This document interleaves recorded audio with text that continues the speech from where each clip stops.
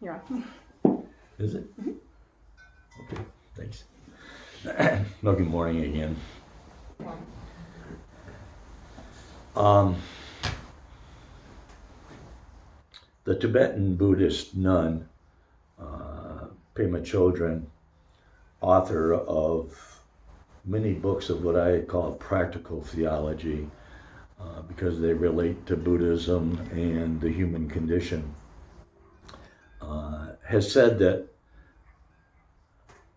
suffering isn't caused by what happens to us, but rather how we relate to what happens to us. It's not caused by what happens to us, but how do we relate to what is it that happens to us? And she knows firsthand from her life. In fact, it's what propelled her to become a Tibetan Buddhist nun. The story that I'm going to just share with you. A very demure, proper-looking woman walks into a pharmacy, and she walks up to the pharmacy counter. She says to the pharmacist, looking him right in the eye, she says, "I want cyanide." He's taken aback. He says, "Cyanide? You know, what for?" She says, "I want to kill my husband." He says, "Listen, cyanide, it's poison, it's toxic. If I were to give it to you, we both end up in jail. You for murder and me as an accessory." He says, "I can't do that." She opens up her purse. She hands the pharmacist a photograph. He looks at it, and there, by golly day, is her husband and his wife in bed together. And he says, "Oh, excuse me, I didn't know you had a prescription for it."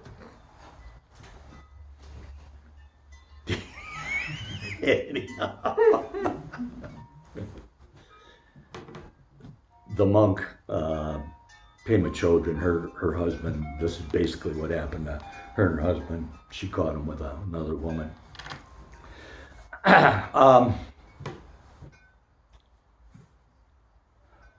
Part of the, although it started before the hippie movement, but the hippie movement back in the 60s kind of propelled it forward and into the mainstream, is the human potential movement, or humanistic psychology.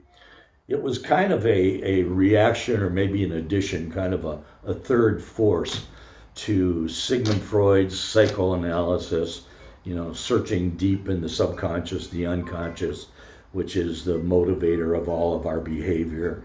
And because things are buried so deeply, it oftentimes takes years of psychoanalysis to try and figure out why we act the way we act.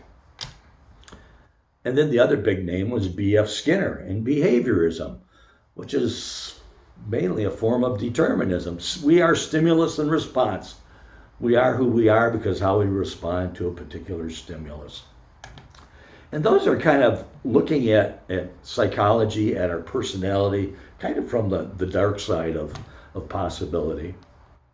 So the human potential movement looked at the bright side. It's kind of like Kamala Harris and Tim Walz are looking at life from now, at politics, from the bright side, as opposed from the dark side.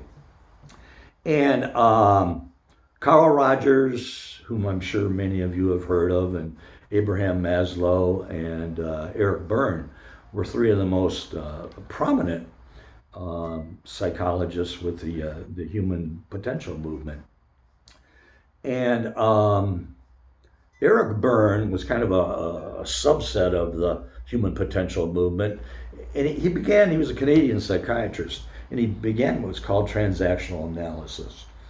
And it was really popular back in the 60s and 70s. In fact, a lot of clergy, Jewish, Catholic, Protestant, were using it in their congregations to try and understand congregational relationships. Because what you're looking for is, how do we become self-authentic? How do we maximize our human potential, each one of us, in the face of living with others and interacting with others? So rather than focusing exclusively on self, it's self as we interact with other people in social situations. And my my first wife and I, Lynn and I, we were at the time, this was the later 70s sometime, we were the head of our senior high youth group at church. It was a 600 member church. We had a lot of kids in senior high youth group. And so Elma College was having a retreat for youth group leaders from across Michigan. And Lynn and I went up to it. And they had us doing a number of different exercises, interacting with people in different ways. And one of the things that they had us do is pick a stranger, any stranger who's there, and try and invade their space where they're just a little bit uncomfortable, and stare, each person, stare in their eyes for as long as possible. And Lynn wouldn't do it. I saw her standing up to the side, and some woman came up to me and she says, "Come on, let's do it." So we did it, and we kept going and going and going to see that person, to try and look into their soul, if you will, and come to some sense of understanding and realization that just the way you're trying to maximize your potential, they're trying to do the same. You know, we're in this same world together, the same life together. So, I asked her afterwards, and she said, "That's just far too intimate for me." She said, I just was fearful. I couldn't do it.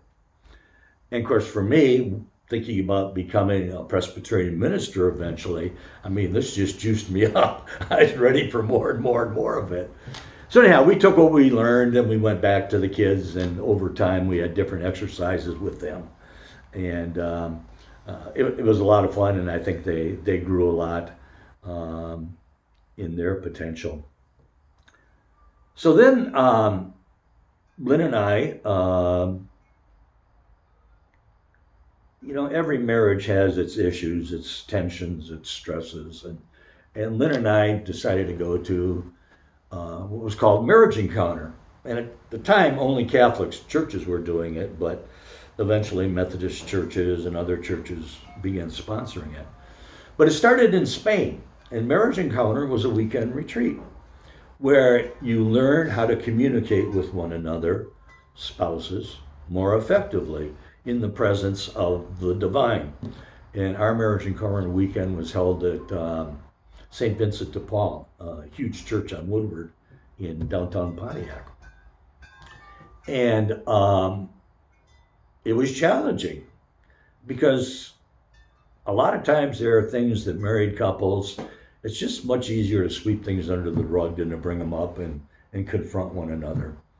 And we did a lot of that. People at our church thought that we were the perfect married couple. Little did they realize that there was a lot of crap that we just didn't talk about because it would have challenged our relationship, and it was better not to do that. It was more peaceful, if you will.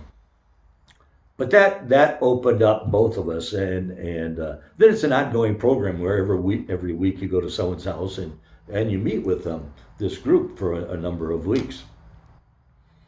And that opened us up much more fully. And it's an opportunity to get to say to your spouse in all of its ramifications, I love you.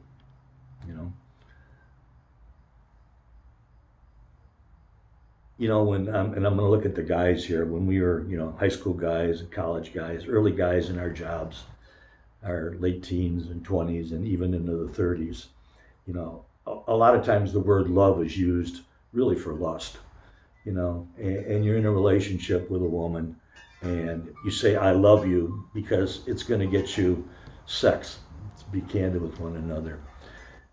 And of course, after the sexual encounter, you know that you don't want to say I love you because you want that to be the end of the relationship. So what you really meant is I lust you. I want you, but I don't want to stay with you. And a lot of times that word love is bandied about without a whole lot of meaning. So to put it in context here, my wife and I, actually, our love grew much more deeply. And it led to other things. And then I went with a friend of Karen's and mine. He was a seminary student with me. We went to what's called Landmark, or Landmark Forum over in Livonia. And I just started dating Karen. And Karen was getting into Landmark. It was an encounter group, one of these T groups, these training groups, or stimuli training, sensitivity training groups. And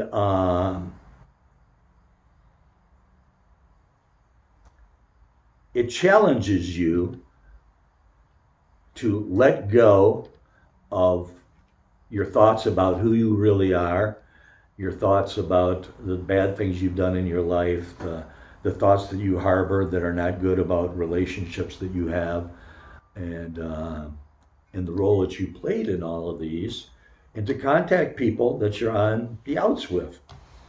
And we had to call somebody. We actually had to phone somebody. And I didn't have a mobile phone at the time. And my friend Ron Allen, he said, Schwoch, they gave us a break. We went outdoors and they said, make your phone calls. There's only really one person that I was on the outs with, and it was my father. Because of a relationship that I had entered into a couple of years earlier actually 5 or 6 years earlier, with a woman that actually led to my divorce with Lynn. My dad wouldn't talk to me for more than 2 years. I mean, didn't talk to me, period. More than 2 years. I never heard from him. I talked to my mom, but I never heard from my father. He was pissed and told me what I could do. And I said, okay, screw you too. So Ron Allen says, you've got to make that phone call, Gary. You've got to call him. He's the one you're on the outs with. Ron knew all the backdrop of this whole thing. Man, so I took a deep breath and I called my dad, and I apologized, and he said, I love you, Gary. He said, yeah. He says, I act like an asshole sometime. I got a lot of bullshit. He said, but most of my friends, they know I'm just a bunch of bullshit. I don't really mean it. He said, I'm sorry too. And man, I just started sobbing on the phone. And we went back in and I couldn't stop crying. Then they called on a few people and they saw me crying and they said, Gary, you want to talk? And I could barely talk. I said I hadn't spoken to my father in more than 2 years. And he just told me that he loved me. And that was a powerful moment. So I've never been one to really bandy the word I love you, other than to my wives, about a whole lot. And lately, and I think it's because there's so much less of life left in front of me than there is behind me, I realized that life is short and anything can happen at any time. And this past year at my office, I've had certain people, Shimyo being one of them, who started helping me to open up, as she and I would hug one another and she'd say, I love you. And, you have no idea what that means. I mean, we've got a long time relationship. It's not like I just met her. It's a very deep relationship that we've had, but I couldn't bring myself to say it till she said it to me first. And now I can, tell her, Shimyo, Mickey, I love you. And it comes from way deep inside. I've done that with Les, with Shingyo. I can tell him I love you. I've done that with Yamge. You gotta be careful who you do this with. You don't just go up to some strange woman and wrap your arms around her and say, I love you. You're gonna get slapped in the face and you chauvinist son of a bitch. But it's taken me a long, long time to be able to do this. And my office manager, Elaine, it's also from her, as she's become close to people at her Christian church. They'll come in as clients and I'll hear them talking and, she's, I love you. They'll say, I love you, Elaine, and they'll hug each other. It's like, wow, that is so cool because I know where it's coming from. It's not superficial, not at all. It's from somewhere very deep. And it's something to treasure and to be grateful for. That's what Muddy Waters Zen is about. That's what the Buddha Dharma is about, is becoming authentic, you know, is looking at your emotions, looking at your life as it is right now. You don't have to probe real deeply decades ago, psychoanalytically to explore this. Reminds me of a joke. Ego and super ego walk into a bar and bartender says, "Hey, where's your ID?" Anyhow, but you don't have to go real deep. It's how do we live authentically right now in the midst of everyone else that we interact with, you know? And my hope is that, in this coming year, with some of the people that we've got stepping up and helping and contacting some people who used to come here and aren't around anymore, don't come for various reasons. This is a place where we can interact together, where we can learn how to self authenticate. There's a Korean proverb, and I don't know exactly how it goes, but there's two ways to clean potatoes. There's, taking one potato at a time and you wash it off real good and make sure it's clean and dry and put it aside.